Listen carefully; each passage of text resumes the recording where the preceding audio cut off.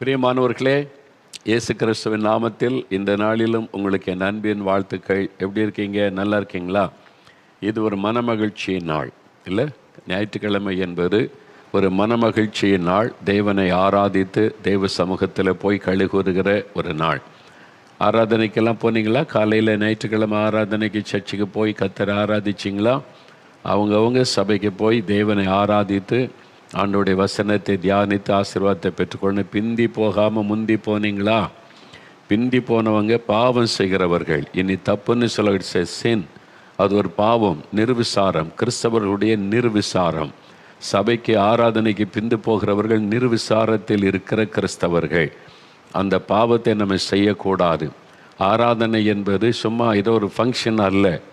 தேவனை ஆராதிக்கிற இடம். ஒரு கன்வென்ஷன் கூட்டம், பொதுக்கூட்டம் போகிறீங்க, அது வேறு. அங்கே பாடல் பாடிக்கிட்டே இருப்பாங்க ஆட்கள் வரும் வரைக்கும், அது வித்தியாசம். தேவ சமூகத்தில் ஆலயத்தில் ஆராதனை என்பது வித்தியாசம். கர்த்தருடைய பிள்ளைகள் கூடி தேவனை ஆராதிக்கிற இடம். அதற்கு முன்கூட்டியே போகணும், ஆயத்தத்தோடு போகணும். அங்கே அப்போ தான் கர்த்தருடைய பிரசன்ன வல்லமை உணர முடியும். அதனால் ஆராதனைக்கு சென்று கர்த்தரை நீங்கள் ஆராதித்திருப்பீர்கள் என்று நான் விசுவாசிக்கிறேன். ஆண்டவர் உங்களை ஆசீர்வதிப்பாராக. சரி, அடுத்து ஜெபத்தினுடைய வளர்ச்சி அப்படின்னா முதலாவது சில ஜெபங்களை பார்க்கலாம். முதலாவது பாவிகளின் ஜெபம். ஆண்டவர் பாவிகளுக்கு பதில் கொடுப்பாரா அப்படின்ற ஒரு கேள்வி.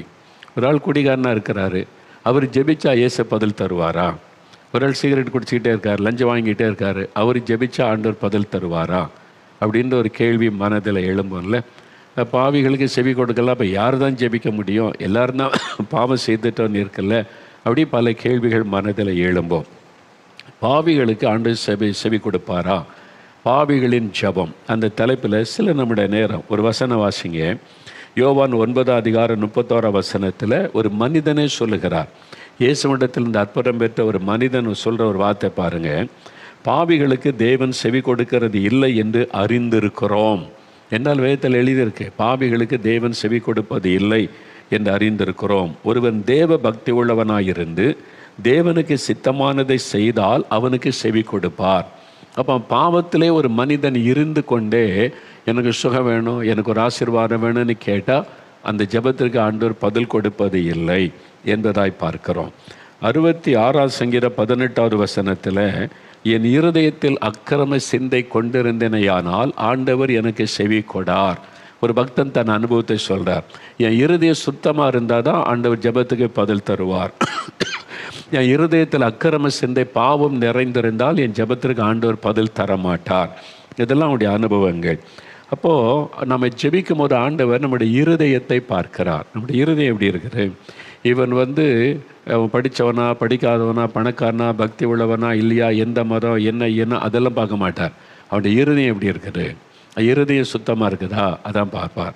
அப்போது இருதயத்துக்குள்ள பாவத்தை வைத்து கொண்டு ஜெபித்தா அந்த ஜெபம் கேட்கப்படாது. அவர் பாவிகளை நேசிக்கிறார்.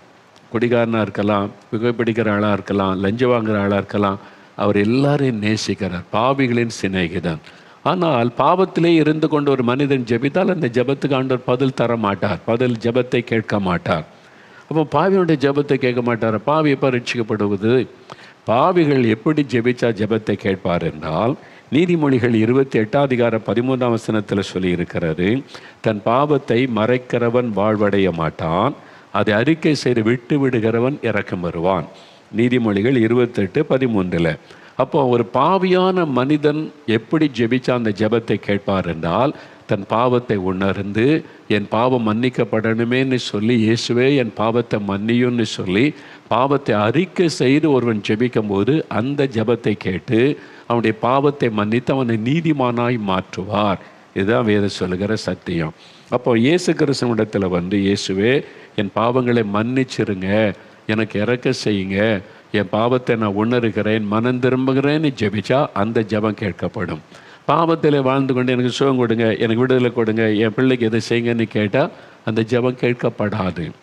அதனால் பாவியாக இருக்கிறவங்க முதல்ல மனம் திரும்ப. நிறைய பேர் சாட்சியில் சொன்னாங்களே, பாவத்தை அறிக்கை செய்து ஜெபித்தேன், ஏசு அற்புதம் செய்தார். இந்த பாவத்தை அறிக்கை செய்வதில் பல அனுபவம் இருக்கிறாரு. பாருங்கள், லூக்கா 7 அதிகாரம் 37-38 வாசிக்கும்போது இயேசு ஒரு வீட்டிலே பந்தியில் அமர்ந்திருக்கிறார், விருந்துக்கு கூப்பிட்டதுனால. அந்த 2 வசனம் வாசிக்கிறேன் பாருங்க. லூக்கா 7:37-38. அப்பொழுது அந்த ஊரில் இருந்த பாவியாகிய ஒரு பெண் இயேசு பரிசேயன் வீட்டிலே பந்தி இருக்கிறதை அறிந்து ஒரு பரணியில் பரிமள தைலம் கொண்டு வந்து இயேசுவின் பாதங்களின் அருகே பின்னாக நின்று அழுது கொண்டு அவருடைய பாதங்களை தன் கண்ணீரினால் நனைத்து தன் தலைமயிரினால் துடைத்து அவருடைய பாதங்களை முத்தம் செய்து பரிமள தைலம் பூசினாள். இயேசு ஒரு வீட்டில் விருந்துக்கு அமர்ந்திருக்கிறார். சீஷர்லாம் இருக்கிறாங்க, அந்த வீட்டார் இருக்கிறாங்க. அந்த ஊரில் இருந்த பாவியான பெண், விபச்சாரம் என்ற பாவத்தில் கரைப்பட்டு போன ஒரு பெண் இயேசுவை தேடி வந்து அவருடைய பாதத்தில் விழுந்து அழுகிறாள், கண்ணீர் சிந்தி அழுகிறாள். இவள் வந்து இயேசுவே நான் பாவி என்னை மன்னின்னு கேட்கல, அழுகிறாள். அவளுடைய கண்ணீரின் மூலம் பாவ அறிக்கை செய்கிறாள். நான் ஒரு பாவி, என் வாழ்க்கை கரைப்பட்டு போனது, இயேசுவே என் பாவத்தை மன்னிக்கணும்னு கண்ணீர் மூலமாய் பாவ அறிக்கை செய்கிறாள். இயேசு அதை அறிந்து, மகளே உன் பாவம் மன்னிக்கப்பட்டதுன்னு சொல்லி இனி நீ சமாதானத்தோட போன ஆசீர்வாதத்தை அனுப்பினார் என்று பார்க்கிறோம். அப்போ ஒரு பாவி எப்படி ஜெபித்தால் அந்த ஜெபம் கேட்கப்படும்னா, பாவத்தை உணர்ந்து மனம் திரும்பி ஜெபித்தால் அந்த ஜெபம் கேட்கப்படும். பாவி வந்து ஆண்டவர்கிட்ட அற்புதம் செய்யுங்கன்னு கேட்டால் அந்த ஜெபம் கேட்கப்படாது. அந்த ஜெபத்துக்கு ஆண்டவர் பதில் கொடுக்க முடியாது. அதுதான் அறிந்து கொள்ளணும். மத்தேயு 9 அதிகாரத்தில் வாசிக்கும்போது இயேசு ஒரு தன்னுடைய பட்டணத்துக்கு வந்தார், கப்பர்நகூமுக்கு. திமிர்வாதமாய் கிடந்த ஒரு மனுஷனை கொண்டு வர்றாங்க. அவனுடைய கை கால்கள் முடக்கப்பட்டு திமிர்வாதத்தினால் எழும்ப முடியாது, நடக்க முடியாது, படுக்கையோடு கொண்டு வந்து வைக்கிறாங்க. இயேசு அவனை பார்க்கிறார், அவனும் இயேசுவை பார்க்குறான், ஒன்றுமே பேசலை. இயேசு சொல்லுகிறார், மகனை திடன்கொள், உன் பாவம் உனக்கு மன்னிக்கப்பட்டது என்றார். அவன் பாவரிக்கை பண்ணலையே, பாவத்தை மன்னின்னு கேட்கல. இயேசு மன்னிக்கிறாருன்னா அவனுடைய இருதயத்தை இயேசு பார்க்கிறார். அவன் இருதயத்திலே பாவத்தை உணர்ந்து, என் பாவத்தினால் இந்த வியாதி வந்துட்டு இயேசு என் பாவத்தை மன்னிப்பாரா, ஐயோ நான் பாவம் செய்துட்டு அந்த பாவ உணர்வோடு கூட வந்து இயேசுக்கு முன்னால் அவன் வைக்கப்பட்டிருக்கிறான். இயேசு அவனுடைய இருதயத்தை ஊடுருவி பார்த்து பாவத்தை உணர்கிறான் என்று சொல்லி ஆண்டவர் அவனை மன்னித்து அப்புறம் குணமாக்கினார் என்று பார்க்கிறோம். பாவத்தை மன்னிக்க அதிகாரம் பெற்ற ஒரே ஒருவர் இயேசு மாத்திரம்தான். நான் யாருடைய பாவத்தை மன்னிக்க முடியாது, எந்த பிஷப்பும் மன்னிக்க முடியாது, எந்த போதகரும் மன்னிக்க முடியாது, உலகத்தில் இருக்கிற எந்த ஊழியக்காரனும் யாருடைய பாவத்தை மன்னிக்க முடியவே முடியாது. ஏன்னா பாவத்துக்காக பரிகாரத்தை உண்டு பண்ணவர் இயேசு மாத்திரம்தான். அவர் தான் நம்முடைய பாவத்தை ஏற்றுக்கொண்டு சிலுவையிலே மரித்தவர். அவர் மட்டும்தான் ஒரு மனிதனுடைய பாவத்தை மன்னிக்க முடியுமே தவிர இயேசுவின் ஊழியக்காரர்கள் கூட மன்னிக்கவே முடியாது. தயவு செய்து புரிந்து கொள்ளுங்க, ஏமாந்து போய்விடாதருங்கள். அதனால் ஏன்னா எனக்கே மன்னிப்பு தேவை, நான் இப்படி மற்றவங்களை மன்னிக்க முடியும்? இயேசு ஒருவர் தான் பரிசுத்தமாக வாழ்ந்து பாவத்துக்காக இரத்த சிந்தினவர். அவர் மட்டும்தான் மனிதனுடைய பாவத்தை மன்னிக்க முடியும். எந்த மனிதனிடத்திலும் போய் பாவ அறிக்கை செய்ய வேண்டிய அவசியம் இல்லை. ஆண்டவருக்கு தான் சொல்லணும், இயேசுவே நான் பாவம் செய்துட்டா மன்னிங்க. அவர் ஒருவர் தான் அதிகாரம் பெற்றவர். சிலர் வசனம் சொல்லுவாங்க, எவருடைய பாவத்தை நீங்கள் மன்னிக்கிறீர்களோ அது மன்னிக்கப்படும், எவருடைய பாவத்தை மன்னியாதிருப்பீர்களோ அது மன்னிக்கப்படாதற்குன்னு யோவான் ஆண்டு சொல்கிறால. இதை வச்சு அப்போ ஊழியக்காரன் மன்னிக்க முடியும் அப்படின்னு தப்பாக நினைக்கிறாங்க. அது எதை பற்றி சொன்னதுன்னா, எனக்கு விரோதமாக ஒருத்தன் தப்பு பண்ணா பாவம் செய்தால் நான் மன்னிச்சாதான் அவனுக்கு மன்னிக்கப்படும். நான் மன்னிக்காமல் ஆண்டவரே இவன் என்னை ரொம்ப துக்கப்படுத்தினான், வேதனைப்படுத்தினான், ரொம்ப துக்கமாக இருக்குது அப்படின்னு ஆண்டவர்கிட்ட அழுதுட்டா மன்னிப்பு கிடையாது, அவனுக்கு தண்டனை வந்துடும். அதே சமயத்தில் மன்னிச்சிருங்க ஆண்டவரை, தெரியாமல் செஞ்சுட்டான், நான் மனப்பூர்வமாக மன்னிக்கிறேன், நீ மன்னிச்சா அவனுக்கு மன்னிப்பு உண்டு. அதைத்தான் இயேசு சொல்லுகிறார். உதாரணத்திற்கு ஸ்தேவான் ஒரு ஊழியக்காரர், அவரை கல்லறிந்து கொல்லும்போது இயேசு அவன் என்ன சொல்கிறார், ஆண்டவரை இவருடைய பாவத்தை சுமத்தாதிரி இவர்கள் மேலே மன்னித்தார். மன்னித்ததுனால தான் அவங்க உயிர் பழைச்சாங்க. அவன் மன்னித்ததுனால தான் சவுலை சந்தித்த ஊழியக்காரனாய் ஆண்டவர் மாற்றினார். அதே சமயத்தில் பேதுருவை சிறைச்சாலையில் அடைத்தாங்க. அப்போஸ்தலர் 12 அதிகாரத்தில் பேதுரு அநியாயமாக ஜெயிலில் அடைச்சி ஆளுகிற ஏரோது பாவம் செய்துட்டார்.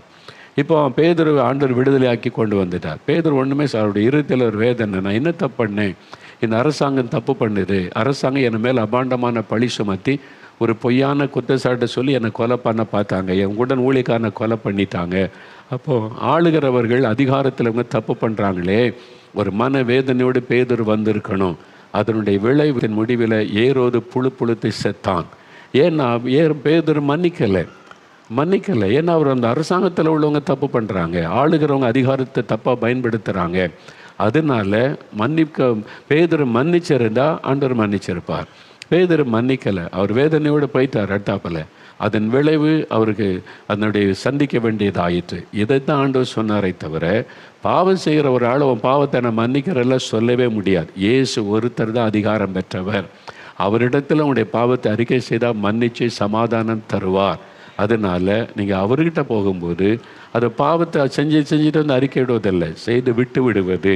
அதனால தான் ஆண்டவர் விடுதலை கொடுக்குறாருல. இப்போ நான் குடிக்கிறதில்லை, இப்போ போதை வசதி பயன்படுத்தலை, எத்தனை பேர் சாட்சி சொல்கிறாங்க. அவன் விடுதலை அது இயேசுவால் மட்டும்தான் தர முடியும். அப்போது ஒரு பாவியை மனம் திரும்பி ஒப்பு கொடுக்கும்போது அவனுடைய ஜெபத்தை கேட்டு பாவத்தை மன்னிப்பார். ரெண்டாவது, லூக்கா 18ஆம் அதிகாரம் 10வது வசனத்திலிருந்து 14 வரை நீங்கள் வாசிக்கும்போது அங்கே 2 பேருடைய ஜெபம் இருக்கிறது. ஒன்று பரிசேயனுடைய ஜெபம், இன்னொன்று ஆயக்காரனுடைய ஜெபம். இந்த 2 ஜெபத்தை நம்ம பார்க்கலாம். முதலாவது லூக்கா 18ஆம் அதிகாரம் 10லேருந்து 14 வசனம். அதை வாசிக்கலாமா? நான் வாசிக்கிறேன், கவனமாக கேளுங்க. 2 மனுஷர் ஜெபம் பண்ணும்படி தேவாலயத்துக்கு போனார்கள். ஒருவன் பரிசேயன், மற்றவன் ஆயக்காரன். பரிசேயன் நின்று, தேவனே, நான் பரிகாரர், அநியாயக்காரர், விபச்சாரக்காரர் ஆகிய மற்ற மனுஷரைப் போலவும் இந்த ஆயக்காரனைப் போலவும் இராததினால் உம்மை ஸ்தோத்தரிக்கிறேன். வாரத்தில் 2 தரம் உபவாசிக்கிறேன். என் சம்பாத்தியத்தில் எல்லாம் தசமபாகம் செலுத்துகிறேன் என்று தனக்குள்ளே ஜெபம் பண்ணினான். ஆயக்காரன் தூரத்தில் நின்று தன் கண்களை வானத்திற்கு ஏறெடுக்க துணியாமல் தன் மார்பிலே அடித்து கொண்டு, தேவனே, பாவியாகிய என்மேல் கிருபையாயிரும் என்றான். அவன் அல்ல, இவனே நீதிமானாக்கப்பட்டவனாய் தன் வீட்டிற்கு திரும்பி போனான் என்று உங்களுக்கு சொல்லுகிறேன். ஏனெனில் தன்னை உயர்த்துகிறவன் எவனும் தாழ்த்தப்படுவான், தன்னை தாழ்த்துகிறவன் உயர்த்தப்படுவான் என்றார். இங்கே இயேசு அழகான ஒரு காரியத்தை சொல்கிறார். 2 பேர் ஜெபிக்க தேவாலயத்துக்கு போகிறாங்க.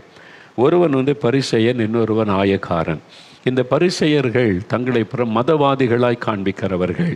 தாங்கள் தான் ஆண்டவருக்கு ரொம்ப ஆண்டவருக்கே நாங்கள் ஏஜென்ட்டுகள் மாதிரி இந்த பரிசேயர் நடந்து கொள்வாங்க. நீண்ட அங்கிகளை தரித்து கொள்வாங்க, பட்டையான இது கட்டி கொண்டு அந்த பக்தியான அந்த உடைகள், அந்த வேஷத்தை அணிந்து கொண்டு அவங்க தங்களை ரொம்ப பரிசுத்தவான்களாக காண்பிவோம். நாங்கள் தான் கடவுளுக்கு பிரதிநிதிகள், எங்களுக்கு தான் வேதம் தெரியும் அப்படின்னு சொல்லி அது மாதிரி ஒரு பெருமையோடு இருக்கிறவங்க இந்த பரிசேயர்கள். ஆயக்காரன் என்கிறவன் வரி வசூலிக்கிற வேலை செய்கிறவன். அந்த காலத்தில் ரோமர்களுக்கு அவங்க அடிமையாக இருந்ததுனால இவங்க வரி வசூலித்து ரோமர்களுக்கு கொடுப்பாங்க. அதனால் மக்கள் இவர்களை பாவியாக கருதினார்கள். நம்மகிட்ட இந்த பணத்தை பிடிங்க, அவன் அந்த அரசாங்கத்துக்கு கொடுக்கிறான் என்று. அதனால் ஆயக்காரர்கள் மற்றவர்களால் அற்பமாக எண்ணப்பட்டவர்கள். இப்படி 2 பேர் ஜெபம் பண்ண தேவாலயத்துக்கு போகிறார்கள். ஒருவன் பரிசேயன், இவர் ரொம்ப தன்னை பக்திமானாய் காண்பித்து அவர் எப்படி ஜெபிக்கிற பாருங்க. பரிசேயனுடைய ஜெபம் பாருங்க, பெருமையாக ஜெபிக்கிறார். நான் பரிகாரம் கிடையாது, அநியாயக்காரன் கிடையாது, விபச்சாரக்காரன் கிடையாது, இந்த பாவத்தெல்லாம் நான் செய்வதில்லை. அப்போ நான் இந்த பாவத்தெல்லாம் செய்யாமல் நான் பரிசுத்தமாய் வாழ்கிறேன் என்று ஜெபத்தில் சொல்லுகிறான். அந்த ஆயக்காரனை போல இல்லை, அவனை மாதிரி நான் கிடையாது. அது ஒரு அடுத்த ஆளை கம்பேர் பண்ணி தன்னை உயர்த்தி ஜெபம் செய்கிறான். ரெண்டாவது என்ன சொல்கிற, வாரத்தில் 2 நாள் உபவாசம் பண்ணுறேன். இன்றைக்கி நீங்கள் யாராவது வாரத்தில் 2 நாள் உபவாசிக்கிறீங்களா? ஒரு நாள் உபவாசிக்கிற கிறிஸ்தவர்களே இன்றைக்கி ரொம்ப குறைவு. அவன் வாரத்துக்கு 2 நாள் உபவாசம் பண்ணுற ஆள்.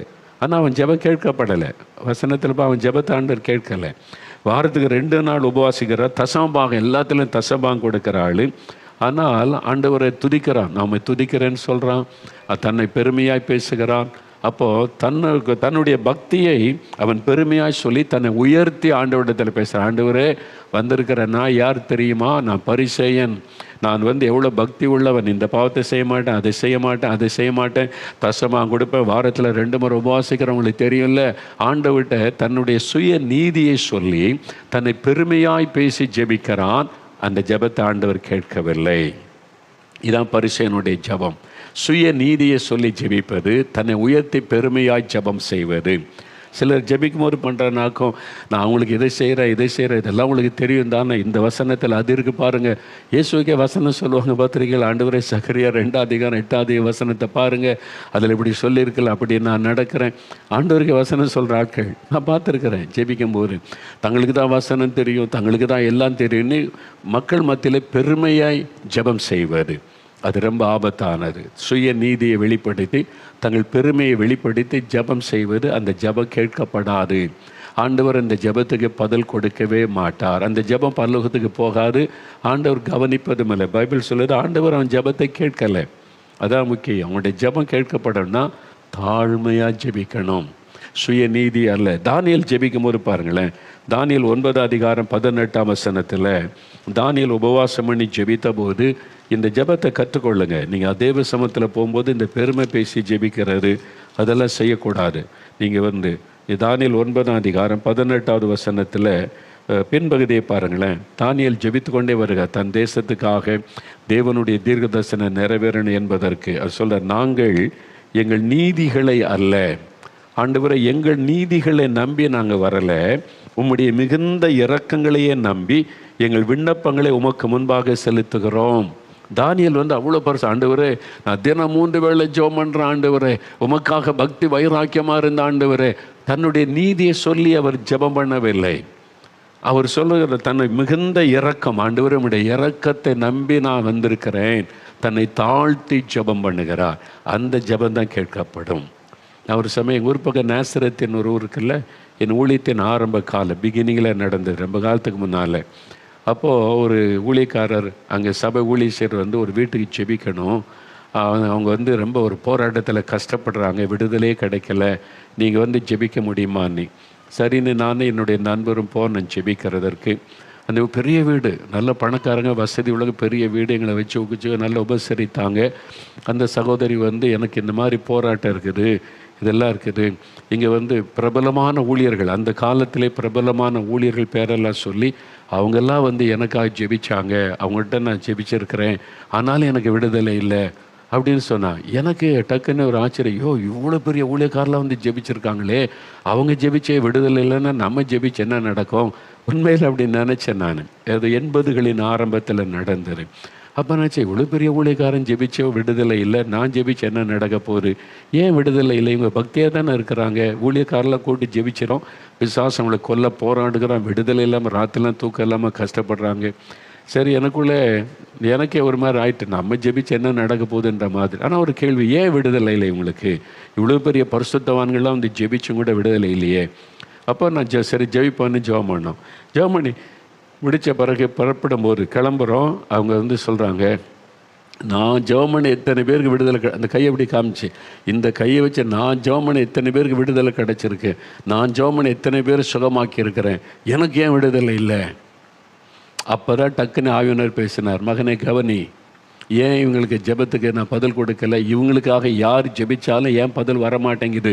எவ்வளோ பெரிய ஊழியர் ஜெபிச்சாலும் ஏன் பதில் வரமாட்டேங்குதுன்னா, நான் சுயநீதி, நான் ஜெபம் பண்ணி, இவங்க ஊழியம் செய்கிறவங்க, ஊழியெல்லாம் செஞ்சுருக்காங்க, பலருக்கு சுவிசேஷம் ஜெபிச்சிருக்கிறாங்க. அந்த பெருமை, நான் கை வச்சு ஜெபிச்சா பிசாசு ஓடுது, நான் ஜெபிச்சா வியாதி சுகமாகறாங்க, ஏன் கைப்பட்டு எத்தனை பேர் சுகமாகி இருக்காங்க, ஏன் எனக்கு விடுதலை இல்லை அப்படின்னு வார்த்தை சொல்கிறாங்க. டக்குனே ஆவியானவர் சொன்னார், கவனி, இதுதான் காரணம், பெருமை, சுய பெருமை. அந்த பெருமை உள்ளவர்களுக்கு தேவன் எதிர்த்து நிற்கிறார். இந்த பரிசேயனை போல தயவு செய்து ஜெபிக்காருங்க. ஜெபிக்க போனால் உங்கள் பெருமைகளெல்லாம் ஆண்டவர்கிட்ட சொல்லாருங்க. ஆண்டவரே, என்னை பற்றி உங்களுக்கு தெரியுமே, நான் அப்படி ஜெபிக்கிறேன், இப்படி ஜெபிக்கிறேன், அப்படி ஒளி செய்கிறேன், இந்த சுய நீதியெல்லாம் சொல்லாருங்க. அதை வச்சு தேவன் நம்ம ஆசீர்வதிப்பது இல்லை. தாழ்த்தணும். தாழ்மை உள்ளவர்களுக்கு கிருபை தருகிற ஒரு தேவன். அப்போ இதை அறிந்து கொள்ளுங்க, சரியா? மீதி உள்ள காரியங்களை அடுத்த நிகழ்ச்சிகளில் நான் வரும்போது உங்களோட பகிர்ந்து கொள்ள போகிறேன். அப்போ ஒரு பாவி என்னுடைய ஜெபத்துக்கு ஆண்டவர் பதில் கொடுக்க மாட்டார். பாவி மனம் திரும்பி ஜெபிச்சா அவனை மன்னித்து ஆசீர்வதிப்பார், அற்புதம் செய்வார். அதனால் நீங்கள் பாவின்னு உணர்ந்து அறிக்கையிட்டு ஜெபிங்க. பாவத்தை வச்சுக்கிட்டு எனக்கு அற்புதம் வேணும், சுகம் வேணும்னு ஜெபிச்சா ஜெபம் கேட்கப்படாது. உங்களுடைய ஜெபத்துக்கு பதில் தர மாட்டார். பாவத்தை விட்டு மனம் திரும்பி ஒப்பு கொடுத்து ஜெபிக்கணும். ரெண்டாவது, பரிசேயனை போல சுய நீதி, நான் இப்படி இருக்கேன், அப்படி இருக்கேன், நான் ஏழைகளுக்கு உதவி செய்கிறேன், நான் இத்தனை பேருக்கு ஹெல்ப் பண்ணுறேன், இத்தனை பேருக்கு நான் ஊழியம் செய்கிறேன், அந்த பெருமெல்லாம் பேசிய தேவ சமூகத்தில் போய் ஜெபிக்காதங்க. அந்த ஜெபத்துக்கு பதில் வராது. சுய நீதி, என் நீதியை பாருங்கள், நான் அவனை போல கிடையாது, இவனை போல கிடையாது, நான் அப்படி ஆக்கும் இப்படி ஆக்கும், இதெல்லாம் மனசில் வச்சுக்கிட்டு போய் பெருமையாக ஜெபிச்சிங்கன்னா அந்த ஜெபத்தை ஆண்டவர் கேட்க மாட்டார், பதில் தர மாட்டார். அப்படி இல்லாமல் தாழ்த்தி ஜெபிக்கணும். இந்த ரெண்டில் கவனம் செலுத்துங்க. வருகிற நாட்களில் இன்னும் சில ஜெபங்கள், பைபிள் எழுதப்பட்ட ஜெபங்கள், அதை வைத்து நம்ம நிறைய கற்றுக்கொள்ளலாம். ஆண்டவர் ஆசீர்வதிப்பார். இப்போ 2 நிமிடம் நம்ம ஜெபிக்க போகிற கருத்தை ஆண்டவர்கிட்ட சொல்லுங்கள். ஒருவேளை இன்னும் மனம் திரும்பாமல் ரட்சிக்கப்படாமல் இருந்தால் இருதயத்தில் கை வைத்து, இயேசுவே என் பாவத்தை நான் உணர்கிறேன், என் பாவத்தை மன்னிங்க, இந்த பாவத்தை மன்னித்து எனக்கு விடுதலை கொடுங்க, சமாதானம் கொடுங்க, சுகம் கொடுங்க, என் பாவத்தை விட்டு நான் மனம் திரும்புகிறேன் அப்படி சொல்லுங்கள். ஆண்டவர்கிட்ட பாவத்தை அறிக்கை. எந்த மனுஷனும் உங்களை மன்னிக்க முடியாது, இயேசு மாத்திரம்தான் மன்னிக்க முடியும். அவர்கிட்ட மன்னிப்பு கேளுங்க, அவர்கிட்ட மன்னிச்சு எனக்கு உதவி செய்யுங்க, உங்களை தாழ்த்தி செபிங்க. பெருமை வேண்டாம், பெருமை வேண்டாம். நான் அப்படி இப்படி, என் குடும்பம் அப்படி, என் கொலை அப்படி, என்னுடைய பக்தி அப்படி, பெருமையெல்லாம் பேசாமல் தாழ்த்தி என்னை மன்னிச்சிருங்க ஆண்டவரே, பெருமையை மன்னிச்சிருங்க. பெருமையான சிந்தை வேண்டாம் ஆண்டவரே, சுய நீதி வேண்டாம். என்னை மன்னித்து ஆண்டவரே என்னை தாழ்த்துகிறேன்னு ஜெபிங்க, ஒப்பு கொடுத்து ஜெபிங்க. ஆண்டவர் ஜெபத்தை கேட்பார், அற்புதம் செய்வார். ஒப்பு கொடுக்குறீங்களா? ஆண்டவரே, யார் யார் தங்களை தாழ்த்தி பாவத்தை அறிக்கை செய்து ஜெபிக்கிறாங்களோ அவங்களுக்கு எல்லாம் நீங்கள் இறக்க செய்கிற தேவன். அவங்களை மன்னித்து உங்களுடைய இரத்தத்தினாலே கழுவி அவங்களுக்கு பாவத்தில் இந்த விடுதலை கொடுத்து ஆசீர்வதிங்க, சமாதானம் கொடுங்க. இன்று முதல் அவனுடைய ஆவிக்குரிய வாழ்க்கையில மாற்றம் உண்டாகட்டும், தேவ சமாதானம் உண்டாகட்டும். ஆசீர்வதிங்க. ஜெபத்தை கேட்டு அன்பிற்காக உமக்கு ஸ்தோத்திரம். இயேசு கிறிஸ்துவின் நாமத்தில் ஜெபிக்கிறோம் பிதாவே. ஆமேன், ஆமேன். என் ஆத்துமாவே கர்த்தரை சோஸ்திரி, என் முழு உள்ளமே அவருடைய பரிசுத்தமுள்ள நாமத்தை சோஸ்திரி. என் ஆத்துமாவே கர்த்தரை சோஸ்திரி, அவர் செய்த சகல உபகாரங்களை மறவாதே.